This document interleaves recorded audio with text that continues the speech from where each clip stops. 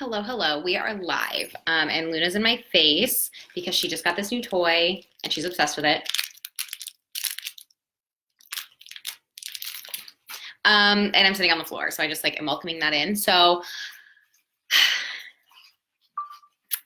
I wanted to go live today a little bit to talk about some emotional eating. I had a little bit of an episode last night, and I figured that it's something that should be talked about because we all struggle with that, and it's such a human thing that I feel like it shouldn't be ignored, but it's also something that we can totally strategically work our way through. So I'm going to wait a second to see if anyone else joins us. Hi, Morgan. Sorry if you can hear Luna playing in the background. Of course, it's a toy that makes noise. I also want to say welcome to the Energy and Confidence Club to our new members. I am running a little incentive this week. So whoever invites the most people to join our group, to join our health and wellness party here, is going to get a Starbucks gift card. So that's exciting. And right now, I think Michelle and Brittany are kind of tied for the amount of people they've invited. So keep those invites coming, and then whoever, at the end of the week on Friday, I will send you a Starbucks gift card. Easy as pie. Why is that an expression? Pie is so hard to make. Okay, Luna. All right. Okay. So let's get into what happened, what I experienced last night, and then we'll talk about a little bit about what emotional eating is and why that understanding can help us to kind of handle it better as it comes our way.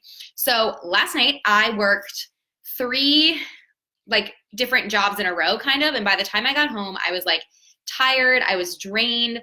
I had been arguing with my boyfriend over something kind of insignificant, but whatever. And I waited too long after my workout to eat. So by the time I actually got into the kitchen to make myself a meal, I was freaking starving, which is just poor planning on my part, but also my emotions were heightened, and sometimes the day just goes that way. So I ended up sort of snacking my way through the kitchen, and as I was going, I wasn't paying attention to my hunger cues. I was kind of up in my head about some work stuff that's stressing me out and this argument that I had with my boyfriend, and I just kept going back into the kitchen.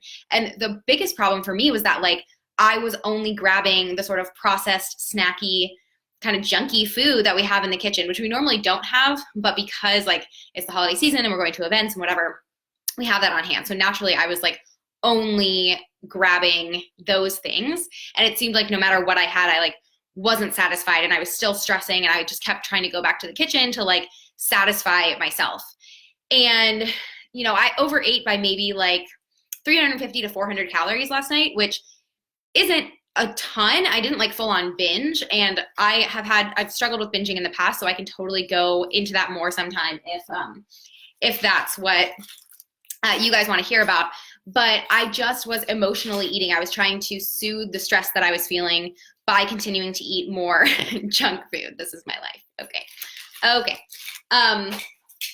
So when it comes to emotional eating, the biggest thing that we can do is to understand what's going on in our bodies first, because when we have a really clear understanding of what's actually happening physiologically, it is easier to kind of catch ourselves in it and sort of think our way through it. Because when we feel totally out of control, we act totally out of control because we're trying to compensate, and it's just a safety thing. We're trying to put our mind back into a safe, calm zone.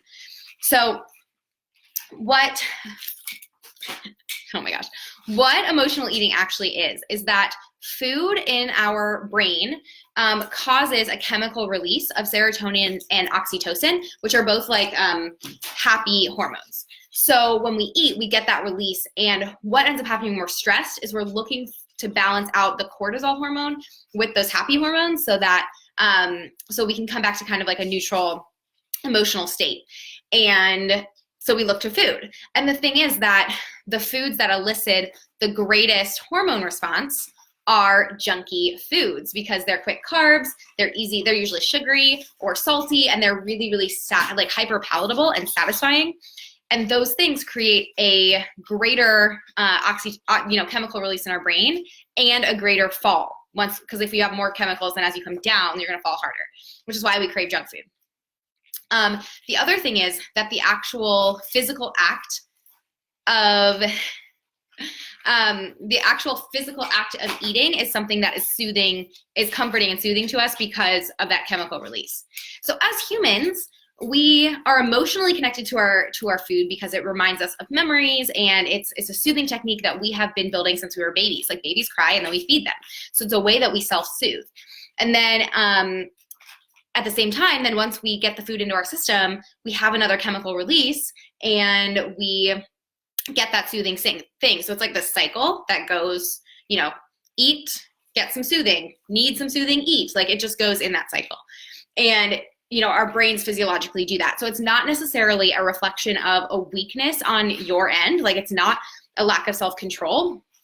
Sometimes it's just a lack of like being in tune with your body and with your emotions and what's going on. Because, you know, we're physiologically programmed to do that. So it's not something that you should beat yourself up about. It's because you are just like being a human and that happens. Now, what we can do though is to train our mindset to respond a little bit better, to respond by not continuing the cycle. And so that's a mindset thing that we have to work on. And your mindset is like a muscle. The more that you work on it, the stronger that it gets, and the more positive that it gets, and the more productive, you know, all of your efforts are going to be. So here's my biggest tips to you when it comes to if you struggle with emotional eating.